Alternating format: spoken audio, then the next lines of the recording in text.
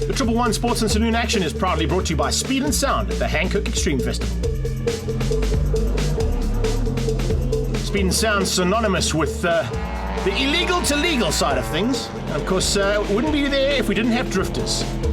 Especially ones that get out of shape like that. Whoopsie, that's not what you want to be doing. Well held, Mikey Skelton, for missing that one. But here we go, into the Triple One Sports and Saloons.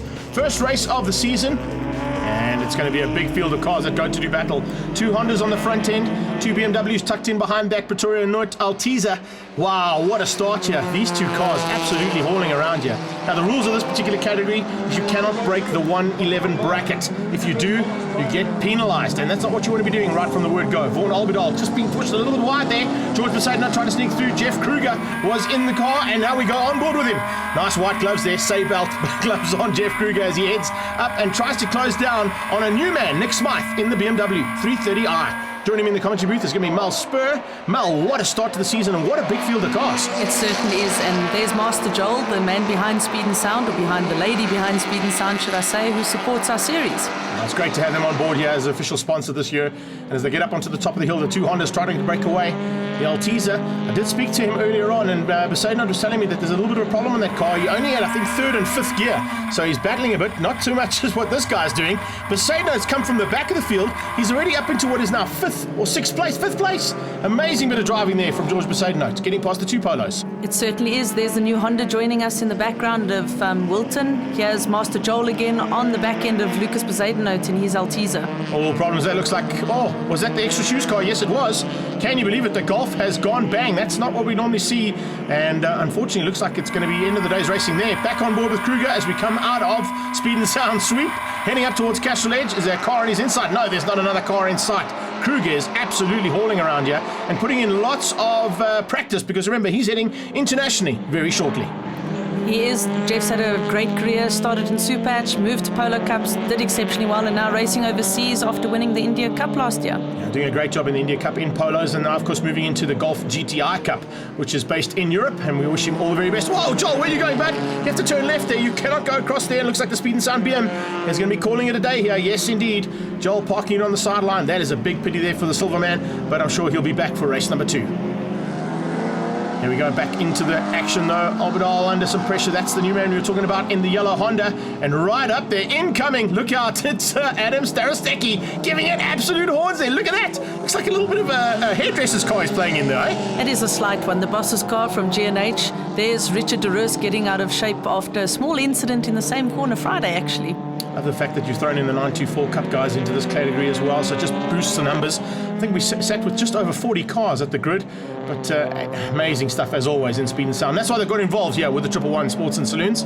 But further back here, nice little Golf 1 battle. Just behind, that's Turner in the second Speed and Sound BM. That one's still flying high. At the front end though, no one is going to catch this man.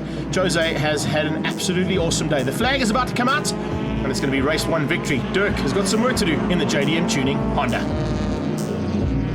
Nice little finish up there as well for the new man, Nick Smythe, in the top 5. What a way to go, and nearly being bettered, but only just does George Besaidnout stay behind him. So there you have confirmation of the top 5. Smythe in 4th place, as we said. Right behind, of course, was Jeff Kruger.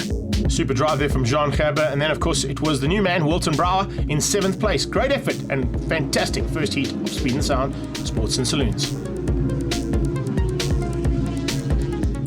It's time to get the meat off the briar, because it's time to go racing again for heat number 2 now of the Triple One Sports and Saloons, proudly brought to you by Speed and Sound magazine. And at the front, it's a change-up. Where is the Green Peril? Jose Sardinia a little bit further back. Looks like a bit of a change-up in terms of the grid. It is. Jose broke 111 in the first heat, giving him a 5-place grid penalty for the start of the second heat. So he's got some work to do. Lucas Besaidnout's at the front though, and he goes into the lead, into Renexcon corner. He's being hounded by the 2 Hondas, and around the outside looks like it's a battle royal there with Dirk Lawrence trying to find his way to the front end. At the back, you can see Turner involved with the Golf 1s at the back. I think that was Gossman involved there, if I'm not mistaken. Nice little start to the race day as Andy gets up into the heat of the action. But wow, Jose Sardinia taking a bit of green route around the outside of Speed and Sound, trying to close in on Dirk Lawrence. Lawrence saw him coming and just forced the car a little bit to the left-hand side, which meant that he had to go onto the dirt. Certainly did. There's Martin de Beer in his Golf 1 just ahead of Andy Gosman.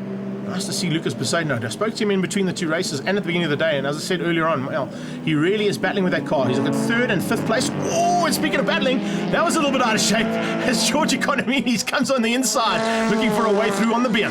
George didn't do the first heat, second heat had to start way back, and here he's incoming through the field for sure. That little Golf of his has got a great turn of pace around this circuit. There's no doubt about it. Looks like Kruger also way back, having to do a lot of work to come through this field. Give him a bit of practice, I suppose, eh? Certainly will. I think his shiny white gloves weren't seen and he managed to get a black flag.